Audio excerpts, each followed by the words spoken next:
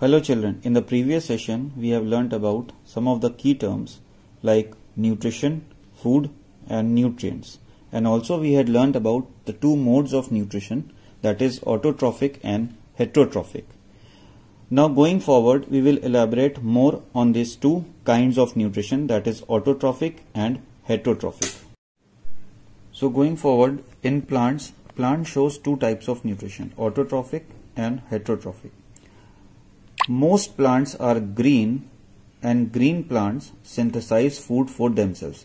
Synthesize का मतलब होता है to make, to prepare or to cook. So most plants are green. हम देखते हैं हमारे चारों तरफ plants green होते हैं. So the green plants can make their own food, can synthesize their own food. Therefore the kind of nutrition in plants is called autotrophic nutrition. क्यों इसको ऑटोट्रॉफिक न्यूट्रिशन बोलते हैं ग्रीन प्लांट्स में? Because green plants अपने लिए खुद food synthesise कर सकते हैं, मतलब अपने लिए फूड खुद बना सकते हैं. इसलिए उनके टाइप ऑफ न्यूट्रिशन को, ग्रीन प्लांट्स में जो न्यूट्रिशन होता है उनको हम ऑटोट्रॉफिक न्यूट्रिशन बोलते हैं. Now moving on to the another type. Non green plants are unable to synthesize their own food. They do not have chlorophyll. They obtain their food from other green plants or some other sources. So nutrition in non-green plants is called as heterotrophic nutrition. अब समझते हैं heterotrophic nutrition क्या है. तो non green plants में heterotrophic nutrition होता है and non green plants does not have chlorophyll. तो वो अपना खाना खुद नहीं बना सकते. तो वो खाना लेंगे कहां से? दे obtain their food from other green plants. Green plant जो कि खाना अपने लिए बना सकते हैं या तो वो उनसे लेंगे, उसके अलावा या some other sources like dead and decaying animals या अदर ग्रीन प्लांट्स. कोई भी sources other than that self they will take nutrition from them. तो इस टाइप ऑफ न्यूट्रिशन को हम हेटरोट्रॉफिक न्यूट्रिशन बोलते हैं और ये नॉन ग्रीन प्लांट्स में होता है जो कि अपना खाना नहीं बना सकते हैं. न्यूट्रिशन इन प्लांट्स को थोड़ा और आगे बढ़ाते हैं. उसमें आपको पहले ही बता दिया था, there are two types of modes, autotrophic and heterotrophic. Heterotrophic mode of nutrition can be divided further into subcategories like parasites, saprophytes, symbionts, and insectivorous types of nutrition. In parasite, there are further two more divisions, total parasites and partial parasites. So these types of heterotrophic nutrition subgroups we will explain separately and take one by one. We have learned previously that green plants shows autotrophic mode of nutrition. That means they can make their own food. तो अब हम इसमें पढ़ेंगे कि वो क्या process है जिससे वो खाना अपने आप बना सकते हैं. What is the process and how green plants can make their own food? So coming on to the next very important, very interesting topic, photosynthesis. So this is the process by which green plants make their own food. अब photosynthesis है, it is made by two words. Photo means light and synthesis means combining. Two or more groups combining together. So light combining with some other elements. This is the term of photosynthesis. Now there are some points in photosynthesis, like photosynthesis is the food making process in plants. ये process होता है जिससे green plants अपने लिए खाना बना सकते हैं अपने आप, उसको फोटोसिंथेसिस बोलते हैं. ये कहां होता है? पूरे प्लांट में नहीं होता है. It takes place in the leaves, green leaves, with the help of green colour pigment called chlorophyll. So chlorophyll is the essential pigment which is present in the green plants, which helps the green plants in making food and also helps in the process of photosynthesis. Now where is this chlorophyll present? Chlorophyll is present in the chloroplast. Chloroplast के अंदर chlorophyll present होता है.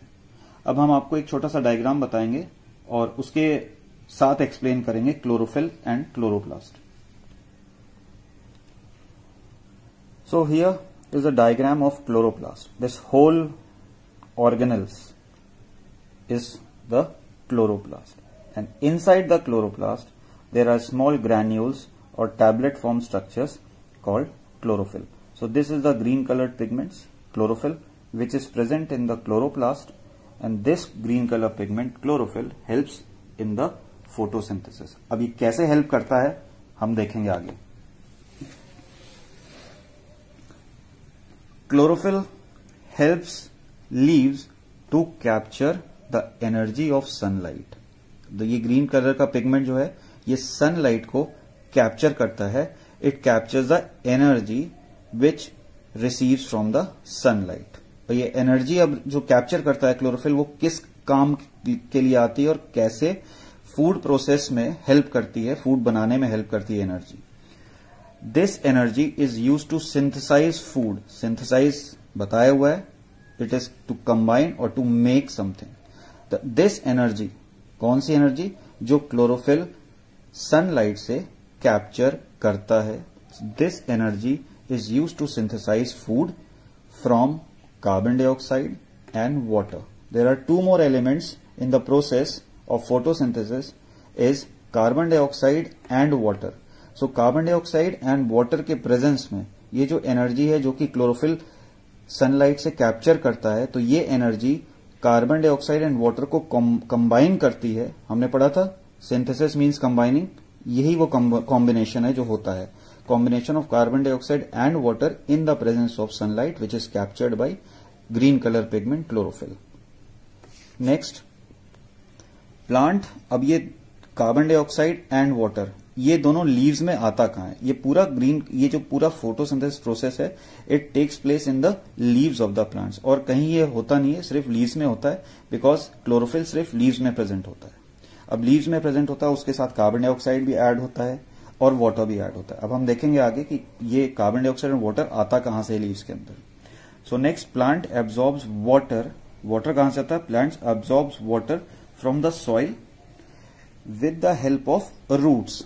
जो अपनी जड़ें होती हैं, जो हम पानी देते हैं प्लांट्स को, तो वो पानी प्लांट जो है they absorbs with the help of roots. अपनी जड़ों के जरिए वो पानी को एब्जॉर्ब करता है और लीव्स तक पहुंचाता है जहां पर क्लोरोफिल मौजूद है और क्लोरोफिल ने हीट सनलाइट एनर्जी को ट्रैप करके रखा हुआ है. Now let's see from where the other component carbon dioxide comes in the leaves. Leaves absorbs carbon dioxide from the air. Carbon dioxide जो है हमारी एयर में प्रेजेंट होता है और लीव्स जो होती हैं वो एयर से ही कार्बन डाइऑक्साइड को एब्जॉर्ब करती हैं through the tiny pores called stomata. It is very important term stomata.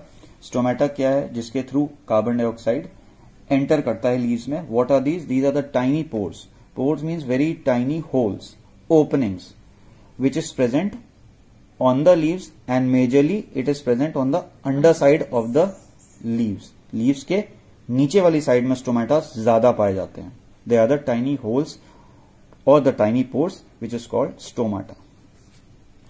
So now here we can see that what are the essentials requirements of photosynthesis. One is the chlorophyll, it traps sunlight.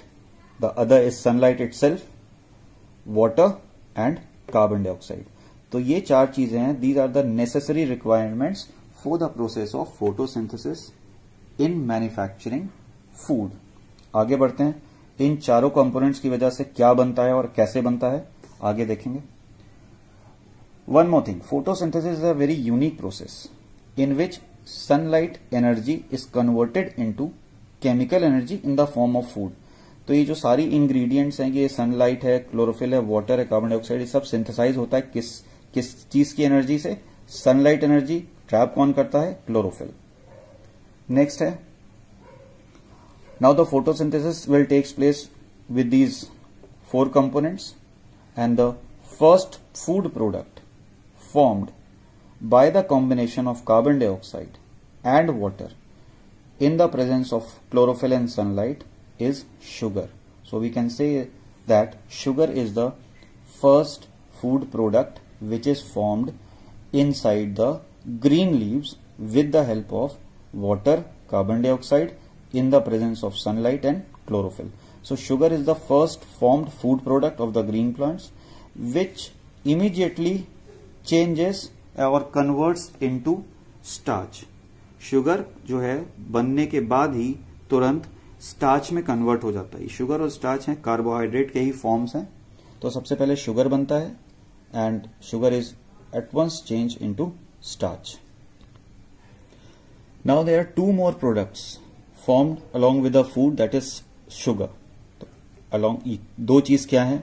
Along with the food oxygen, एक तो oxygen है and the another product is water. Photosynthesis के process में food के साथ साथ, starch के साथ, शुगर के साथ oxygen and water is also formed, and these two products, oxygen and water, is given out from the plant's body. Oxygen goes out into the air and water escapes out in the form of water vapor. Oxygen जो होता है वो out plants के body से out बाहर चला जाता है with the help of stomata, और water in the form of water vapor expel हो जाता है plants की body से। अब इन सब को, इस फोटोसिंथेसिस की प्रोसेस को अगर हम एक इक्वेजन में या एक लाइन में समराइज करना चाहें तो हम कर सकते हैं इक्वेजन के तौर पे। They can be two ways of summarizing this photosynthesis equation and these two are very important equation, you have to learn it by heart. So let's first see how this photosynthesis is depicted by word equation. Word means word के form में हम photosynthesis को कैसे लिख के explain कर सकते हैं in equation form. The product which is required for photosynthesis will be carbon dioxide plus water in the presence of chlorophyll and sunlight. Sunlight बहुत जरूरी है, इसके बिना फोटोसिंथेसिस नहीं हो सकता है। सो फोटोसिंथेसिस एक ऐसा प्रोसेस है जो कि सिर्फ और सिर्फ दिन में होता है, in the day time when there is ample amount of sunlight. Chlorophyll absorb करता है सनलाइट, एनर्जी में कन्वर्ट करता है, और ये दोनों को कंबाइन करके with the products which is formed are sugar, oxygen and water which goes out in the form of water vapour. So here we can see that we have elaborated the photosynthesis process in the form of word. So it is called as word equation. Carbon dioxide, it is written also in word. Water, sugar, oxygen and water. Now the next way of depicting this photosynthesis equation is chemical form, chemical equation. Whatever we have written in the word form, we convert it into a chemical form. Like suppose carbon dioxide, CO2, water, H2O, sunlight will be written as sunlight and chlorophyll will be written as chlorophyll here also. Now sugar, in the chemical form sugar is written as C6H12O6 plus oxygen O2 and water as H2O. So CO2 plus H2O in the presence of sunlight and chlorophyll gives you first form product which is sugar, C6H12O6, O2 oxygen and H2O water. So this is the chemical equation of photosynthesis and this is the word form of photosynthesis. Now children, just now we have studied about the tiny pores which is present on the underside of the leaves, tiny holes, tiny openings which is called as stomata, through which carbon dioxide enters and oxygen leaves the green plants. So here is the diagrammatic representation of stomata. Stomata which is present on the underside, it is a small pores, openings, and this opening is surrounded by two bean shaped cells and the name of these cells is guard cells. So this diagram shows the open stomata and here the stomata is closed. You can see the opening is closed, there is no space in between, and here you can clearly see that there is a very big hole or opening and these are the guard cells. Now let's see how this guard cells helps in the opening and closing of stomata. So now when these guard cells are filled with water, guard cells जब इसके अंदर पानी आता है, when these guard cells are filled with water, they become turgid, means they become tight and they open apart. They move apart, they move opposite to each other and thus opening the stomata hole which we call as stoma. when the guard cells is filled with water, they become turgid, means tight, and they move apart from each other. ऐसे move करते हैं, और जैसे ही ऐसे move करेंगे opposite direction में, ये stomata pores खुल जाएंगे, and we can say that this stomatal pore is now open. As soon as these guard cells loses water, they become flaccid. Flaccid means they become flattened. Flat हो जाते हैं, और जैसे ही ये फ्लैट होते हैं, ये दोनों एक दूसरे के करीब आते हैं. They move close together, thus closing the stomatal pore, stomata opening, and we can say that stomata is closed now. So this is the mechanism of stomatal opening and closing by water absorption, turgid, and here water is lost by the guard cells and the guard cells become flaccid. Hope you have understood this mechanism of stomata. It is a very important mechanism which helps in the photosynthesis process.